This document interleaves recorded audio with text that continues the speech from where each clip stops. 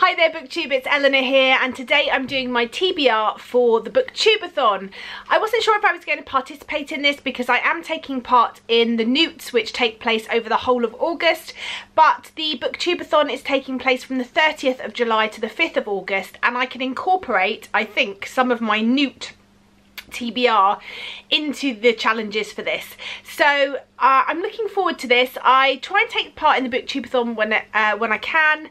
I don't tend to do the video challenges so much because I just haven't got time to do all the things for them, but I do like to take part and try and complete the reading challenges. So let's go through the books that I've put on my TBR for this. Okay, totally unprepared for this video already. The first challenge is to toss a coin to decide what book you read. So you pick two books, you toss a coin, and that makes the decision on what you're going to read. So the two books that I've decided I'm going to be choosing from are The Wild Folk by Sylvia V. Lindsteed.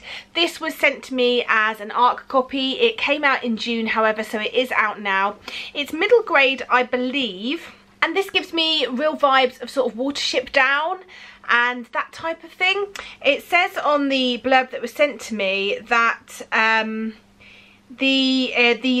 the fate of this city rests within two young hares and their human companions. So I think it's going to be a really good, strong, fun adventure story. So I've picked that as my heads book. And then for Tales, I've picked something totally different, and that is Communicating Better with People on the Autism Spectrum by Paddy Joe Moran. 35 Things You Need to Know. Paddy Joe Moran is autistic himself, and this is a book set out in various different chapters with things like Chapter 17, Appearances Can Be Deceptive, Chapter 13, Sarcasm, and aims to give you a more practical and a better insight into things that you can do in terms of communicating better with people that are on the autistic spectrum. So I think that sounds interesting. So that's going to be my Tales book. So I've got heads or tails. Right, let's see. I'm not very good at the old coin toss, so I've had to go and raid my daughter's piggy bank as well because I didn't have any coins, so I better make sure I put it back first. Right, here we go. You ready? And it was heads. So that means I will be reading Wild Folk by Sylvia Lindsteed. Okay, so challenge 2 is to read a book about something that you've always wanted to do. So that could be scuba diving or visiting a particular place or learning something. And one of my things I've always wanted to do, I don't think it'll ever happen, but I would love to own a bookshop. And so, you know, that's so cliche, I know, I don't want to own a bookshop, but I do. That's one thing I've always wanted to do. I just think it sounds great. I think in reality it's a lot harder and probably less lucrative than it sounds, and I would probably be very stressed and probably wouldn't make any money, but I love the idea of owning a bookshop. And so I've picked up Penelope Fitzgerald, The Bookshop. And this is set, it says, in a small East Anglian town of Harborough, Florence Green decides, against polite but ruthless local opposition, to open a bookshop. Harborough becomes a battleground. Florence has tried to change the way things have always been done, and as a result she has to take on not only the people who have made themselves important, but natural and even supernatural forces too. Her fate will strike a chord with anyone who knows that life has treated them with less than justice. So this is a short little book, great for a readathon. It's about 150 pages and it's about something that I've always wanted to do. The next book is going to be To Be Confirmed, and that is to read a book to movie adaptation. I am really struggling with this one, so if you have any ideas of really good book to movie adaptations that are suitable for a readathon, because I think that's where I'm struggling. I have quite a few classics that are book to movie. I've got Far From the Maddening Crowd, I've got Phantom of the Opera, I've got various others, but I feel like they're not very suitable for reading during a readathon when you're trying to get through a book a day. So if you have any tips on some good ones, leave them in the comments down below, and if they're on my shelves, maybe I will give one of them a go. So that is my to be confirmed. I haven't decided yet. The next challenge is to read a book with green on the cover, and for that my book is nearly all green on the cover, and that is Swing It Sunny by Jennifer Ennell Holm and Matthew Holm. I read the first book in this sort of duology maybe, called Sunny Side Up. It's a graphic novel.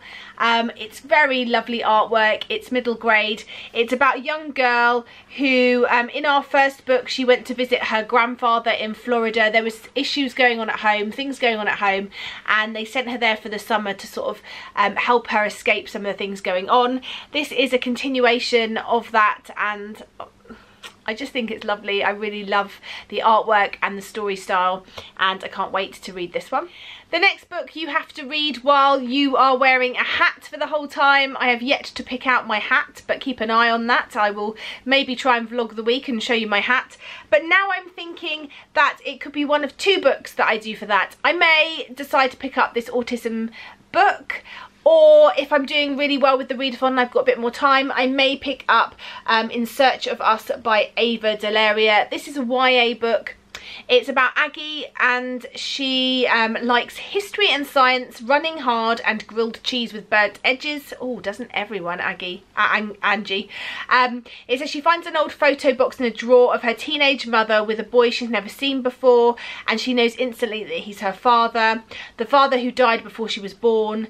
But then she begins to sort of delve into it. I think she finds out there's more to this than meets the eye, and so she sets off in search of her mother and father's real story. So depending on how I'm getting on, I'll pick up one of these two, and obviously I'll be wearing my hat at the same time. For a book that has a beautiful spine, which is the next one, I've actually gone for one of the arcs that I've been sent, which I think spine is beautiful. This comes out in October. It's called The Boneless Mercies by April Genevieve Tucholk, and I think this, I don't know if you can get the full effect on here, it's like a bronze spine, and it's got this wonderful white leaf, and it's all raised. Can you see it there? I just think it's a beautiful spine. So this is the one I've picked for that. This is about girls who are hired as sort of ruthless mercenaries. They really don't want to do the work. They don't have an option. However, there's something that it says is feeding or slaughtering men, women and children, some sort of monster. They decide to kind of trade their freedom with getting rid of this monster. You can see what the front cover is going to look like there, and I just think this sounds really good, and it's it looks like quite a fast read, so great for a readathon, and the spine, as I said, is beautiful. And then the final thing is to read 7 books. I may change this one nearer the time, where if I decide that this isn't the book to read, but it's on my TBR for the Newts, which you will see coming up soon, my TBR for that. But Noah Could Never by Simon James Green. I read Simon's first book, Noah Can't Even. You can see the banana, which was sort of iconic on his book. And this is the sequel to this. This is Noah Could Never. So I won't tell you the synopsis on the back of here because it will spoil the first one. But Noah Can't Even was looking at Noah's first relationship with a boy.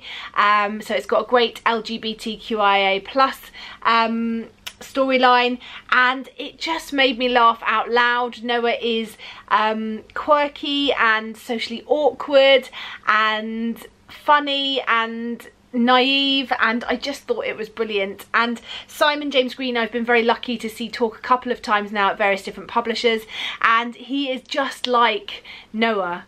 He has written himself into a book. He is wonderfully funny and charismatic and endearing, and I just can't wait to read this one. I think it's going to be a real page turner and a laugh out loud book. So that one is the one so far that is in the running for my 7th book.